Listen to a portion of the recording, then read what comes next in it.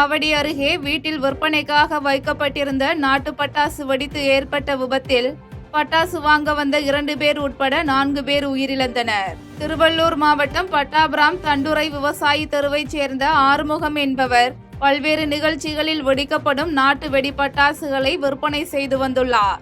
இந்நிலையில் வீட்டில் விற்பனைக்காக வைத்திருந்த பட்டாசுகள் திடீரென பலத்த சத்தத்துடன் வெடித்ததில் வீடு இடிந்து விழுந்து தீ விபத்து ஏற்பட்டது.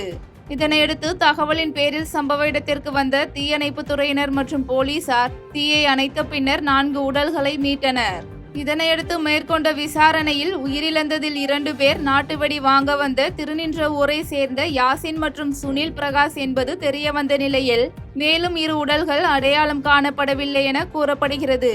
தொடர்ந்து 4 உடல்களையும் பிரேத பரிசோதனைக்காக மருத்துவமனைக்கு அனுப்பி வைத்த போலீசார் மேற்கொண்ட விசாரணையில் ஆறுமுகத்தின் மகன் விஜய் சட்டவிரோதமாக வெடிமருந்துகளை வாங்கி வீட்டிலேயே பட்டாசு தயாரித்து வந்தது தெரியவந்துள்ளது. மேலும் வெடி விபத்து குறித்து ஆவடி காவல் ஆணையர் சங்கர் நேரில் ஆய்வு மேற்கொண்டார். தமிழ்நாடு அரசு தீபாவளி வாழ்த்து சொல்லாமல் இருப்பது நாட்டு மக்களின் கலாச்சாரத்திற்கு எதிரானது என பாஜக மூத்த நிர்வாகி தமிழிசை சவுந்தரராஜன் குற்றம் சாட்டியுள்ளார். தீபாவளி பண்டிகையை முன்னிட்டு சென்னை அசோக் நகரில் பாஜக சார்பில் பொதுமக்களுக்கு பரிசு பொருட்கள் வழங்கும் நிகழ்ச்சி நடைபெற்றது. இதில் பாஜக மூத்த தலைவர் தமிழிசை சவுந்தரராஜன் கலந்து கொண்டு அனைவருக்கும் பரிசு பொருட்கள் மற்றும் இனிப்பினை வழங்கினார். தொடர்ந்து மேடையில் பேசிய தமிழிசை சவுந்தரராஜன் இதுவரை இல்லாத அளவிற்கு கடந்த ஆண்டை விட இந்த ஆண்டு தமிழகத்திற்கு 30% அதிக நிதி வந்துள்ளது என தெரிவித்தார். இதனையடுத்து செய்தியாளர்களை சந்தித்த அவர் தமிழ்நாடு அரசு தீபாவளி வாழ்த்து சொல்லாமல் இருப்பது இந்த நாட்டு மக்களின் கலாச்சாரத்திற்கு எதிரானது மற்றும் இந்துக்களுக்கு எதிரானது என்றும் குற்றம் சாட்டினார். மேலும் கீழடி ஆராய்ச்சியை தொடங்கி வைத்த பிரதமர் மோடி தமிழின் தொன்மையை பொறுத்தவரை முதலில் நிற்பதாக பெருமை தெரிவித்தார். தொடர்ந்து தமிழக முதலமைச்சர் மற்றும் துணை முதலமைச்சர் உதயநிதி ஸ்டாலின் ஆகியோருக்கு தீபாவளி வாழ்த்துக்கள் தெரிவித்துக் கொண்டார். முதல்ல அனைவருக்கும் எனது தீபாவளி நல்வாழ்த்துக்கள். நாங்க மற்றவர்கள் மாதிரி பாராபட்சம் பார்ப்பவர்கள் அல்ல. அனைவருக்கும், குறிப்பாக தமிழக முதலமைச்சர் அவர்களுக்கும், தமிழக முதலமைச்சர் அண்ணன் ஸ்டாலின் அவர்களுக்கும், தமிழக துணை முதலமைச்சர் தம்பி உதயநிதி அவர்களுக்கும் எங்களது தீபாவளி வாழ்த்துக்களை நான் தெரிவித்துக் கொள்கிறேன்.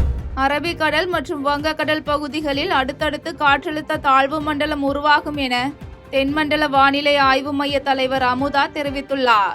சென்னையில் தென்மண்டல வானிலை ஆய்வு மைய தலைவர் அமுதா செய்தியாளர்களை சந்தித்தார். அப்போது அரபிக்கடல் மற்றும் வங்கக்கடல் பகுதிகளில் அடுத்தடுத்து காற்றழுத்த தாழ்வு மண்டலம் உருவாகும் என்று குறிப்பிட்ட அவர் வங்கக்கடல் பகுதியில் உருவாகும் காற்றழுத்த தாழ்வு மண்டலம் தமிழகத்தை நோக்கி நகர்ந்தால் தமிழகத்திற்கு அதீத கனமழைக்கு வாய்ப்பு உள்ளது என்று தெரிவித்தார். மேலும் வடகிழக்கு பருவமழை தீவிரமடைந்து தமிழகத்தில் 4 இடங்களில் மிக கனமழை மற்றும் 17 இடங்களில் கனமழை பதிவாகி உள்ளது என்று கூறியவர் ஆழ்கடலில் உள்ள மீனவர்கள் 21ஆம் தேதிக்குள் கரை திரும்ப வேண்டும் என வலியுறுத்தினார். தொடர்ந்து தமிழகத்தில் 23ஆம் தேதியிலிருந்து 25ஆம் தேதி வரை கன முதல் மிக கனமழைக்கான வாய்ப்பு உள்ளது என்றும் 20ஆம் தேதி முதல் 25ஆம் தேதி வரை வட கடலோர மாவட்டம், மேற்கு தொடர்ச்சி மலை மாவட்டம் மற்றும் உள் மாவட்டங்களில் கனமழைக்கு வாய்ப்பு இருக்கும் என்றும் தெரிவித்தார். அதாவது அடுத்த 6 தினங்களுக்கு தமிழகத்தில் அநேக இடங்களிலும் புதுவை மற்றும் காரைக்கால் பகுதிகளிலும் மழை பெய்யக்கூடும்.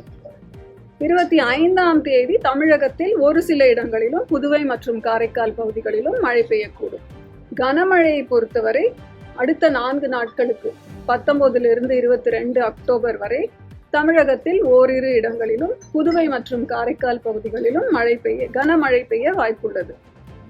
கன முதல் மிக கனமழை எச்சரிக்கை பார்த்தீங்கன்னா அதற்கு அடுத்த 3 நாட்கள், அதாவது 23 25 அக்டோபர் தமிழகத்தில் ஓரிரு இடங்களிலும் புதுவை மற்றும் காரைக்கால் பகுதிகளிலும் கன முதல் மிக கனமழை பெய்ய வாய்ப்புள்ளது. திருப்பூரிலிருந்து கேரளாவிற்கு சுற்றுலா பயணிகளுடன் சென்ற மினி பேருந்து கவிழ்ந்து ஏற்பட்ட விபத்தில் படுகாயமடைந்த 25 பேர் மருத்துவமனையில் அனுமதிக்கப்பட்டுள்ளனர். திருப்பூரில் தனியார் டெக்ஸ்டைல்ஸ் என்ற பின்னலாடை நிறுவன தொழிலாளர்கள் 9 குழந்தைகள் 12 பெண்கள் உள்ளிட்ட 32 பேர் இடுக்கி மூணாருக்கு சுற்றுலா சென்றுள்ளனர்.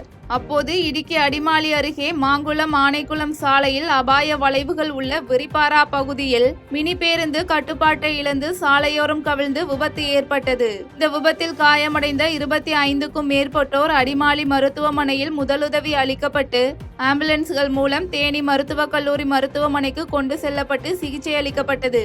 இதில் 6 பேருக்கு எலும்பு முறிவு ஏற்பட்டுள்ளது என தெரியவந்த நிலையில் விபத்து குறித்து அடிமாலி போலீசார் வழக்கு பதிவு செய்து விசாரணை மேற்கொண்டு வருகின்றனர்.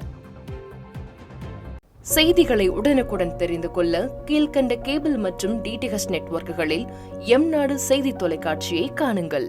பாதகம் செய்பவரை கண்டால் நாம் பயம் கொள்ளலாகாது பாப்பா. மோதி மிதித்து விடு பாப்பா, அவர் முகத்தில் உமிழ்ந்து விடு பாப்பா. அண்மை செய்திகளை உடனுக்குடன் தெரிந்து கொள்ள இணைந்திருங்கள் எம்நாடு தொலைக்காட்சியுடன்.